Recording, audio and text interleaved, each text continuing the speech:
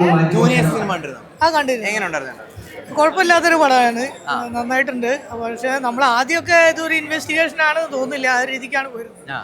പിന്നെ second half മുതലാണ് നമ്മൾ അതിലേക്ക് സിനിമയിലേക്ക് കൂടുതൽ അടുക്കപ്പെടുന്നത്. പിന്നെ എന്ന് പറഞ്ഞാൽ കുറച്ച് വിജയരാഘവൻ വേറൊരു സ്റ്റൈലാണ് കാണിച്ചിരിക്കുന്നത്.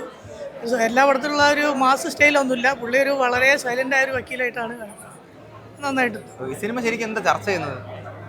സിനിമ ചർച്ച ചെയ്യുന്നത് എന്താന്ന് ആദ്യം മുതൽ തന്നെ മനസ്സിലാവുന്നില്ല. പിന്നെ രണ്ടാം പകുതിയിലാണ് ഒരു ചെറിയ കണ്ടന്റിലേക്ക് വരുന്നത്. പക്ഷെ ആദ്യം തന്നെ ആ പയ്യൻ്റെ എൻട്രിയിലൊന്നും നമ്മൾ വിചാരിക്കുന്ന ഒരു പൈങ്കിളി കഥ പോലെയാണ് തോന്നിയിരുന്നത്. പിന്നീടാണ് അത് ഇങ്ങനെയൊക്കെയാണ് ഇതിന് ബാക്ക്ഗ്രൗണ്ട് വരുന്നത് എന്ന് പറഞ്ഞാൽ ആദ്യമേ ഒരു ഈ സംഭവത്തിന് സൂചനയൊന്നും കൊടുക്കുന്നില്ല. അത്രയും കുടുംബ പ്രേക്ഷകർക്ക് പറ്റിയ സിനിമയാണോ? കുഴപ്പമില്ല, കുടുംബ പ്രേക്ഷകർക്ക് കാണാൻ പറ്റും.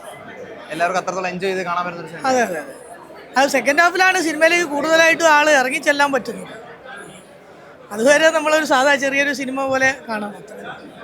Thank you.